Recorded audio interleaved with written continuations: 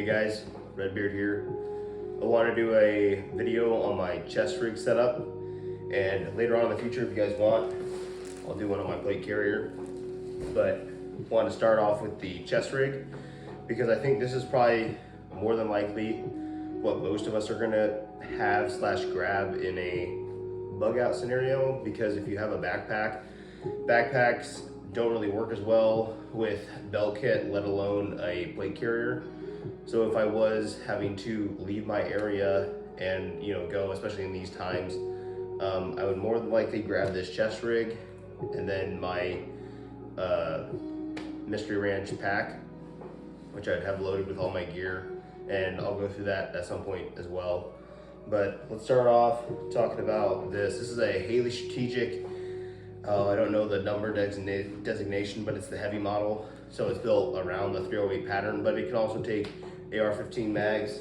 I have this set up right now for 308, which I have the Haley Strategic inserts, which is the Kydex inserts, but it'll also take AR mags just fine. They're not as retentive, but with the bungee strap, it's not going anywhere. So with the 308s, if you put it in, they're secure enough, and then you can do the bungee if you want. But I don't see a need for that, especially when you have the Kydex molded to it. I don't really see much more reason than that. So as you can see, it holds 4 308 mags. You could also stuff one in here if you wanted to, or here, but I have medical in here just because I think medical is really important.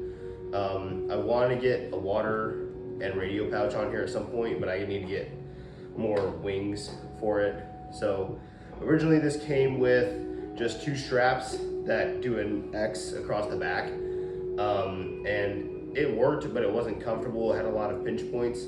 So I believe this is the Lunar Concepts H harness, which is a really good upgrade. I highly recommend it. It just sits a lot better for me. Not as many pinch points, and it distributes the weight more evenly. So highly recommend this, especially with these front straps. It's way more comfortable. But yeah, I have the 4 mags up front. Then I have 2 pistol mags, which they have a rare earth magnet in here if you have metal magazines, which will kind of suck it down. But I run Glock, which the Glock mags do have a metal insert, but it's not as noticeable. So I just put the bungee retention on top just to be safe. On the sides, I have my light here. It's a Streamlight Wedge. Highly recommend this light. Fits in right there.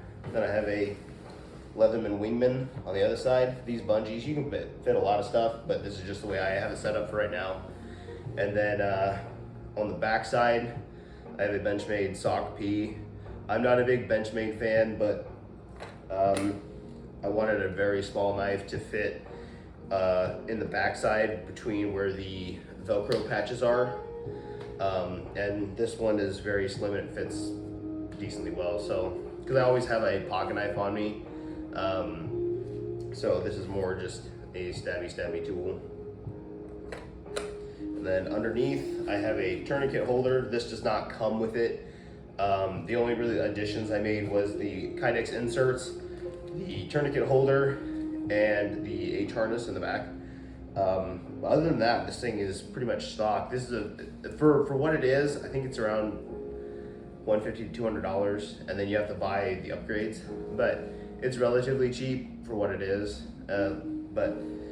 Moving on, after that I have medical, which I basically have gauze, chest seals, a Israeli bandage, some electrical tape, gloves, and then one thing that I think people should have on every piece of kit, I have it on my my plate carrier, is not only like a Leatherman, just some type of generic tool, but also a paint can opener. This thing is really useful if you get a casing jammed up in the chamber. You can put this through the ejection port and pry that sucker out, and it works extremely well.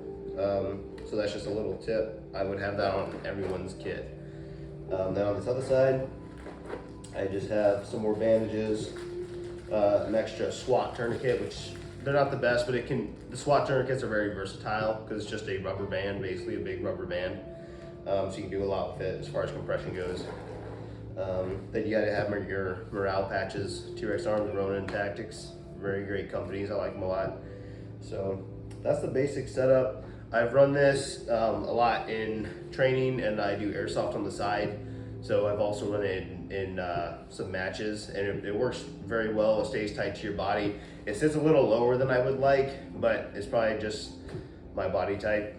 I would like it to be more right here, but it is the way it is. So it doesn't move around a whole lot, and it stays right where I want it.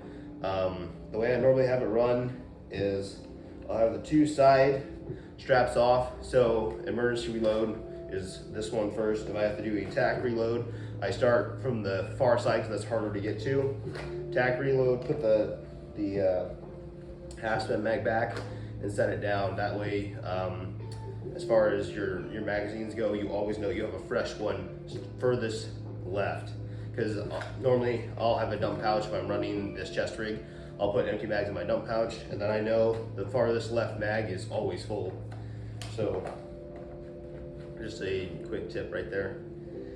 Other than that, yeah, I mean, it's pretty simple setup. There's nothing special. I don't think any of my setups are super special. It's all pretty much the same. I want to get radio and a water pouch, like I said, because I think both those are very important. But yeah, just for right now, just wanted to show you guys that. And if you have any questions, just put them down in the comments, and I'll catch you guys later.